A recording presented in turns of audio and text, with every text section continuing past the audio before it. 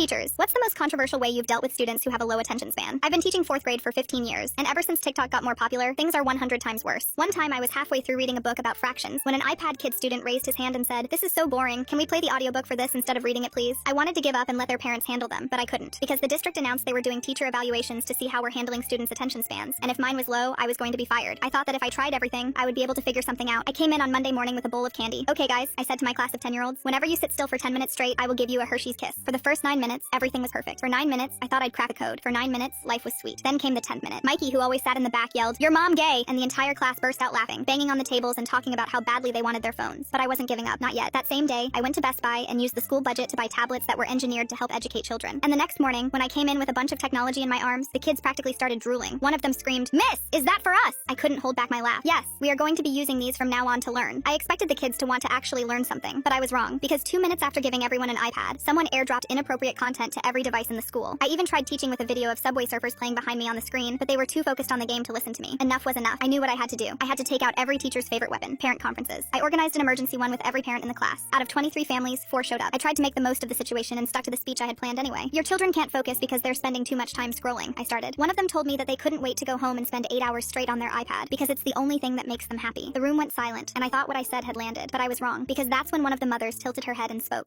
Well, maybe the problem isn't us or the iPads. Maybe your teaching style just isn't working. Have you ever considered another line of work?" I didn't have a response. I just sat there feeling my face get hot. I only had a day until my evaluation, and I didn't know if I was going to be fired. I stared at the ceiling until 3 in the morning, and that's when I decided to do something desperate, something no teacher should ever do. The next day, I walked into class and put down the textbook. The room went quiet, that suspicious quiet kids get when they think you're about to cry. I spoke, "I'm going to tell you something I shouldn't tell you." My classroom full of iPad kids went silent. This was enough to grab their attention. I continued, "And I'm going to ask you for something I have no right to ask, something no teacher would ever ask their students." They all nodded in unison. I told them everything, the evaluation, the 40% of my pension I'd lose if I got fired, how me and my daughter would be evicted if I got fired. I told them I wasn't asking them to love learning. I was asking them to help me keep my job, just for this one evaluation. After that, they could go back to ignoring me. Mikey, the kid in the back, raised his hand. "So basically you're saying our behavior could ruin your life?" "Yes," I said. Mikey responded, "That's a lot of pressure to put on 10-year-olds. I sighed. "I know, I'm desperate." I waited for the laughter, the TikTok recording. Instead, someone else asked, "What do you need us to do?" The evaluation happened the next day. The kids pretended to have perfect attention spans. They raised hands. They answered questions. They looked at me like I was saying something that mattered. When the bell rang, the evaluator told me to wait. I sat there for 20 minutes, convinced I'd failed anyway. Then the door opened. But it wasn't the evaluator. It was Dr. Williams, the district superintendent. I'd met her exactly once before, at someone else's retirement party. She sat down with a huge smile on her face. "This whole thing was staged. None of their bad behavior was real." I stared at her in shock, having no idea what she meant. What are you talking about?" She explained. "It was a test. We put the most challenging students in your classroom on purpose to see how you'd handle it. We wanted to see if you would keep trying or if you would give up on them." I didn't even know what to say. "But why?" She smiled even brighter. "Because we want to promote you and offer you a position on the State Board of Education. After seeing how you handled everything, we need you on our team." I took the position. Fast forward 2 years, I'm rich, and got my money up, not my funny up.